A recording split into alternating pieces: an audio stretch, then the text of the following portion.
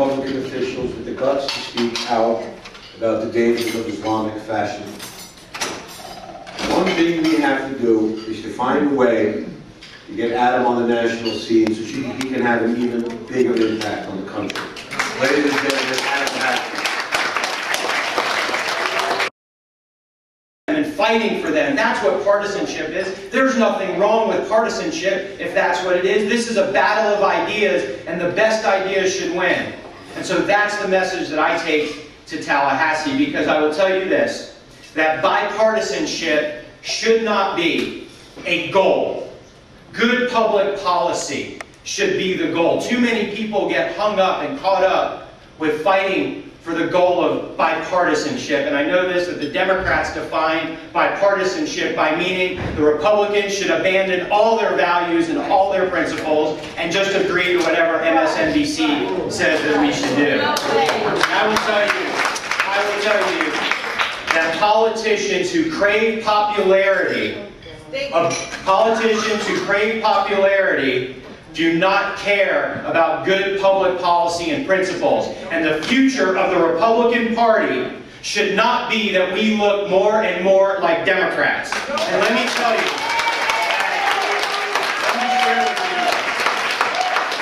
let me share with you a quote from Ronald Reagan, because he said this in the 1970s, and it is just as true today. A political party can't be all things to all people. It must represent fundamental beliefs that must not be compromised for political expediency or simply to swell its numbers. How true then, and even more so today. And so Lori and Peter, I thank you for your comments and your remarks, certainly for your passion for what you're doing and trying to bring the Jewish community and the Christian community together on the state of Israel and awakening the Jewish community to the open arms that the Christian community has for them and for the state of Israel. And Peter, what can I say? You have just been a warrior as it relates to getting the message out about creeping Sharia in the United States of America. And I will tell you this, as he read the excerpt from his book, I am sure that in the 1930s, there was someone somewhere who talked about the possible extermination of a whole people, the Jewish people. And someone probably looked at that person and said, absolutely not, it can't happen. Folks, this is real. This is happening throughout the world right now, and now beginning to see some of the first stages of creeping Sharia here in the United States of America. And so I appreciate the opportunity to talk briefly tonight about something I'm very passionate about, the safety and security of the state of Israel, and also about bringing together Jews and Christians on supporting the state of Israel. Now, being a Jewish Republican and even being a Jewish conservative, I get asked the question all the time by my Christian friends, which they say to me, how is it that more Jews don't vote Republican because of the Republican position on the state of Israel? To which I really don't have an answer other than to say that most liberal Jews do not put the safety and security of the state of Israel as their top priority issue. And there's an article that I'm so appreciative for Margie passing out this evening that I was fortunate to have published on townhall.com just the other day, and it's entitled, "The Era of Bipartisan Support for Israel is Over." And I will tell you this, that the evidence is clear. And just listen to the poll numbers that just came out just a few weeks ago. When asked this question, does the U.S. support for Israel strengthen the United States security? Those who voted for John McCain, 72-13 said yes, that U.S. support for Israel strengthens U.S. security. Obama supporters, those who voted for Obama, said 21-50 no. It is clear by the evidence that the Democratic Party has abandoned the state of Israel, and yet 80% of Jews voted for Barack Obama and continue to vote for the Democratic Party, much to my dismay. And I will share with you this, that Jewish voters, in my view, should be one-issue voters. They should be one-issue voters. They should be one-issue voters on the safety and security of Israel and the survival of the Jewish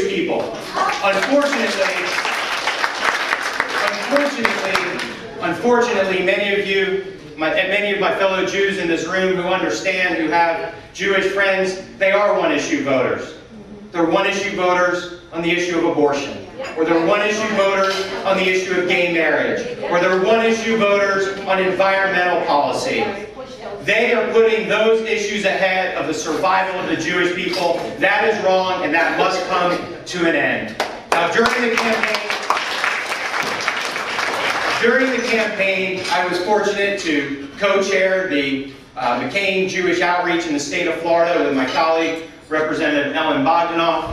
And we went all around the state, and we tried to talk to people and awaken the Jewish community just very simply to the associations that Barack Obama had over the past 20 years. Rashidi, Reverend Wright, who just the other day said he can't talk to Obama because the Jews prevent him from talking to Obama. And some Jews said, wow, I can't believe he said that. And my response was, what have you been doing for the last year? We've been telling you this for over a year about his associations, the anti-Semitic and anti-Israelism that he kind of just operated within for such a long period of time as a politician in Chicago. And yet, Obama's supporters, particularly in the Jewish community, told everyone to ignore it. The media ruled it out of bounds.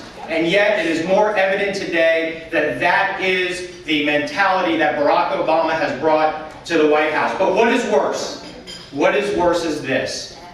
The silence from the Jewish Democrats is deafening. Where is Robert Wexler? Where is Ron Klein?